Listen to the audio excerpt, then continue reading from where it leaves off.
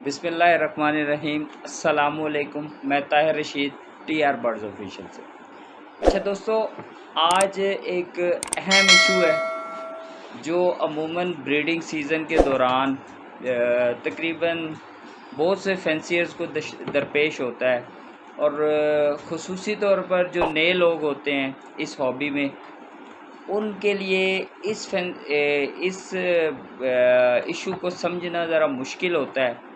और 2-3 लोगों ने व्हाट्सएप पे भी मेरे से रब्ता किया और उन्होंने कहा कि भाई इस इशू पे ज़रा आप बात करें ताकि इसकी अंडरस्टैंडिंग डेवलप हो जाए।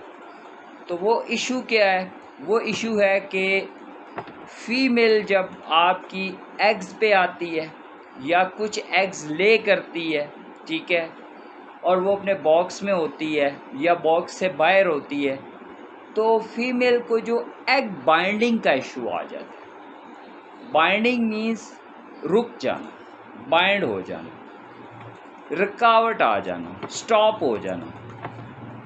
तो होता ये है कि अमूमन होता किन फीमेल्स में, ये भी मैं ज़रा आपको बता दूं कि पहले थोड़ा मैं एक्सप्लेन कर दूं एग बाइंडिंग होता क्या है। कि मिसाल के तौर पे एक मेल ने फीमेल को क्रॉस किया, मैटिंग हुई।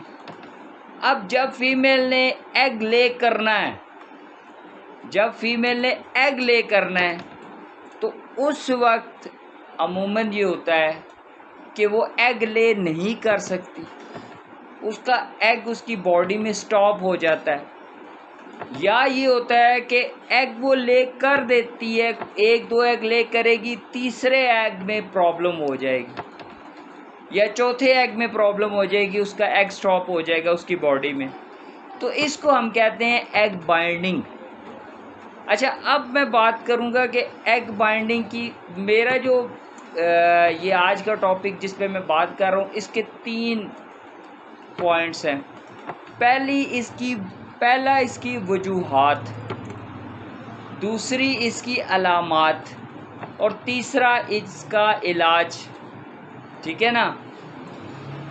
अब जो इसकी वजूहात हैं उसमें सबसे पहली वजह ये होती है कि अमूमन ये नई जो आपकी फर्स्ट ब्रीड करने वाली फीमेल्स होती हैं, ये प्रॉब्लम उन फीमेल्स में आता है, जनरली उन फीमेल्स में प्रॉब्लम आता है। या ऐसी फीमेल्स में भी ये प्रॉब्लम आ जाता है जो पहले तो वो मिसाल है पहले किसी और फैंसियर के पास थे, अब किसी और फैंसियर के पास आ गए। पहले उन बर्ड्स की सेहत ज़्यादा अच्छी थी, मगर अब उन बर्ड की सेहत, उस फीमेल की सेहत वीक हो गई। तो वीकनेस, बॉडी वीकनेस, किसी फीमेल की बॉडी का वीक होना भी इसकी एक वजह हो सकती है। और जो सबसे मेन वजह है वो क्या होती है? एज का पूरा ना होना। अब मिसाल है, आपने बर्ड परचेज़ किया, आपने उसे 6 महीने की एज में ब्रीड पे लगा दिया। मिसाल है 6-7 महीने में फीमेल ने एग्स ले करने पे आ गई, तो वो उसकी बॉडी इस चीज़ का मुतहम्मिल नहीं होती, उसके ऑर्गन्स डेवलप नहीं हुए होते। इस वजह से अमूमन ऐसी फीमेल को मोस्टली जो प्रॉब्लम होता है वो ऐसी फीमेल के साथ होता है जिनमें एज का फैक्टर, एज कंफर्म नहीं, मीन्स कि एज कंफर्मली पूरी नहीं हुई होती। तो ऐसी फीमेल के साथ अमूमन ये प्रॉब्लम ज़्यादा होता है। अब हमने जो कमज़ोरी, एज का मामला तो देखिए, आप DNA कराते हैं या वैसे भी आप बर्ड्स को हड्डी वगैरह से चेक करते हैं, तो जिससे बर्ड आप ले रहे हैं या आपके अपने घर की लेंगे बर्ड्स आपके अपने हैं, तो आप ज़रा एज की कंफर्म करके उस बर्ड को ब्रीड पे लगाएं, ठीक है। दूसरा, अपने बर्ड्स को अच्छी खुराक दें, अच्छा सॉफ्ट फूड दें, अच्छा दाना दें, उनकी तमाम विटामिन्स, मल्टीविटामिन्स और उनके कैल्शियम्स के तमाम मामलात को पूरा करें, ठीक है ना। तो फिर आपके बर्ड में ब्रीड में प्रॉब्लम नहीं आती। अभी देखते हैं ना हम जब हमारा ब्रीडिंग सीज़न स्टार्ट होता है तो हम उस कुछ अर्सा पहले ही बहुत एहतमाम से बर्ड्स को सॉफ्ट फूड देना शुरू कर देते हैं। दाने के अंदर कनेरी सीड को बढ़ा देते हैं, अंडा ब्रेड देते हैं, सब्जियां देते हैं, दालें देते हैं। इस तरह मैक्सिमम जो हमसे बेहतर से बेहतर क्यों करते हैं? इस वजह से कि हमारे बर्ड्स पावरफुल हो। बर्ड्स ने बार बार अंडे देने तो उनके अंदर एक मजबूती होनी चाहिए। एक बात। अब मैं बात करता हूँ कि इसकी अलामात क्या होंगी।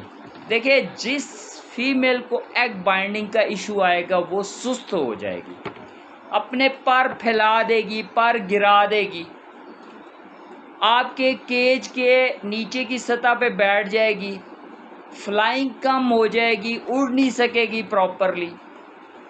ठीक है। उसके बाद अगर वो स्टिक पे भी बैठती है तो स्टिक पे एक जगह बैठी रहेगी। अगर वो आपके क्या कहते हैं ब्रीडिंग बॉक्स में चली जाती है तो ब्रीडिंग बॉक्स में हो सकता है 3 दिन ब्रीडिंग बॉक्स ही से ना निकले।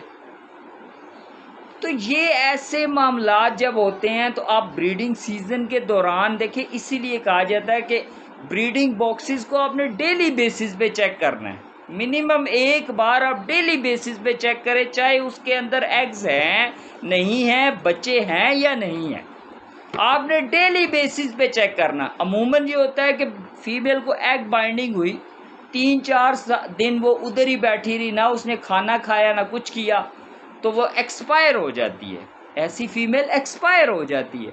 तो ये ऑब्जर्वेशन आप हम लोगों ने खुद रखना होता है कि हमारे बर्ड्स के साथ कोई ऐसा इशू तो नहीं आ रहा। ऐसे भी होता है कि फीमेल ने 2-3 एग दिए, फर्स्ट एग पे एग बाइंडिंग नहीं हुई, 2 या 3 एग दिए, मगर देखा तो चौथा एग बाइंड हो गया, तीसरा एग बाइंड हो गया, 5वां एग बाइंड हो गया। तो ये इशू भी होते हैं। तो अच्छा, एक और चीज़, ये ऐसा बर्ड खाना भी छोड़ देता है, समझे कि वो वीक भी हो गई, बीमार भी हो गई, उसकी बॉडी में ऐसा तगय्युर और तबद्दुल हो गया कि जिसे वो बर्दाश्त नहीं कर रही। ठीक है ना। तो इन सारे मामलात को आपने देखना होता है। सही है जी। अब बात करते हैं कि इसका इलाज क्या हो सकता है। एग बाइंडिंग अगर बर्ड की हो जाती है तो इसका इलाज क्या हो सकता है। देखिए, इलाज सबसे एक अच्छा मैं इलाज आपको बता देता हूँ, जो आपने आज से ही शुरू कर दें। जब आप सॉफ्ट फूड बनाते हैं ना, चाहे दालों का बनाए, चाहे सब्जियों का बनाए, चाहे अंडा ब्रेड बनाए, उसके अंदर ना कुछ 5-6-7 कतरे ना आप जो हमारा ये डालडा कुकिंग ऑयल, जो अच्छा कुकिंग ऑयल आप घर में यूज़ करते हैं, आप उसके ना 5-7 कतरे उसमें डाल दें। यानी आप 1 किलो अगर सॉफ्ट फूड बनाते हैं बर्ड्स के लिए तो उसमें आधी चम्मच आप अपना, जैसे अच्छा कुकिंग ऑयल, एक तो वो देसी टाइप नहीं, वो जो चर्बी वगैरह से बने होते हैं, नहीं, अच्छा जैसे तलो हो गया, डालडा हो गया, अच्छे जो आपके सनफ्लावर के और इस तरह की कुकिंग ऑयल, उसकी आधी सी चम्मच डाल दें। उससे आपके बर्ड्स में एग बाइंडिंग का इशू काफ़ी हद तक सॉल्व हो जाता है। ऐसे बर्ड्स होंगे नहीं जो प्रॉब्लम आपको मिलेगी, आएगी नहीं। फिर आप जैतून का तेल, उसकी मिकदार आपने बहुत कम यूज़ करनी है, ठीक है ना, वो भी आप यूज़ कर सकते हैं, कोई 4-5 कतरे डाल दें। जब रेगुलर डालना शुरू हो गए बॉडी के अंदर वो चीज़ आ जाएगी। और बर्ड्स, आपको पता ना, जो चीज़ एक बर्ड खाता है वो बर्ड की बॉडी से जब तक एक्सक्रीट नहीं होती उसके सारे सिस्टम में वो मूव कर जाती है, उसका असर होता है। तो एग कहाँ से आता है ये भी आपको पता है, वेंट से। तो वेंट तक इसका असर इंशाल्लाह चला जाएगा। अच्छा, अब बात करते हैं कि अगर एक फ़ीमेल को एग बाइंडिंग हो गई तो उसका मसला ऐसे कैसे हल करना है। आपने डिटेक्ट कर लिया, अब उसको एग बाइंडिंग हो गई। मैं अभी, मेरे पास एक बर्ड है, मैं आपको बताता हूँ। ये देखिए मेरे पास ना ये एक बर्ड है, अल्बाइनो का एक बर्ड है। अब देखिए, जब एग बाइंडिंग होगी ना तो ये वेंट के ये जो ऊपर वाली जगह है ना, ये इस जगह आपकी सोजन आ जाएगी, स्वेलिंग हो जाएगी। ठीक है।